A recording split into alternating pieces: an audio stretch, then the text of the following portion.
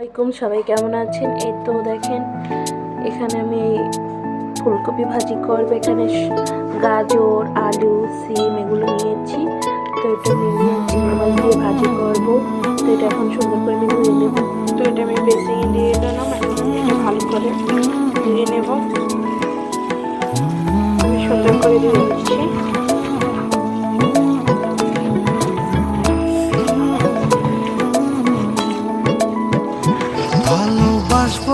বাসবো রে বন্ধু তোমায়। আমার ভিডিওগুলো যদি কারো ভালো লাগে সবাই একটু লাইক কমেন্ট শেয়ার করবেন বন্ধুরা।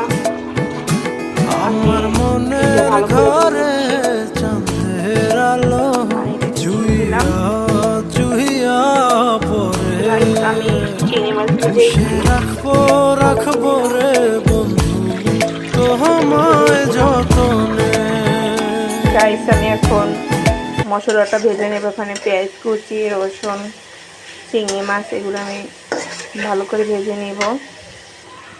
তারপর এখানে আমি স্বাদ মতন লবণ দিব।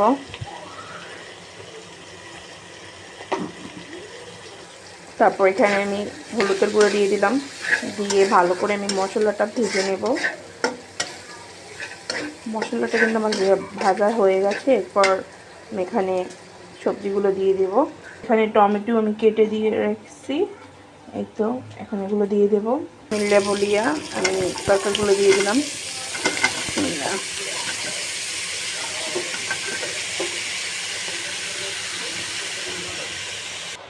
তো আমি ভাজিটা সুন্দর করে দিয়ে দিলাম। তারপরে এখন আমি নাড়াচাড়া করে দিব। তো আমি এটা সুন্দর করে নাড়াচাড়া করে দিতে আসছি। আমরা এরকমই তরকারি রান্না করি, ভাজি এরকমই তো করে ও সহজে। আমাদের ফ্যামিলিতে মানুষ একটু বেশি, তো তার পরিমাণ অনুযায়ী এরকম ভাজি আমরা নেই। সবসময় তরকারি বেশি রান্না করি। আমার ভিডিওগুলো যদি কারো ভালো লাগে সবাই একটু লাইক কমেন্ট করবেন বন্ধুরা। আমি এটা সুন্দর করে নাড়াচাড়া করে দিচ্ছি। এই তো নাড়াচাড়া করে দেওয়ার পরে এটা আমি কিছুক্ষণ ঢেকে রাখবো। তারপরে এর মাধ্যমে ফুলকপি ভাজি হয়ে যাবে। ফুলকপিটা আসলেই কিন্তু এইরকমই রান্না করে কিন্তু ভালোই লাগে খেতে। ধন্যবাদ, থ্যাংকস ফর ওয়াচিং। আমি এটা কিছুক্ষণ ঢেকে রাখলাম। ধন্যবাদ সবাইকে।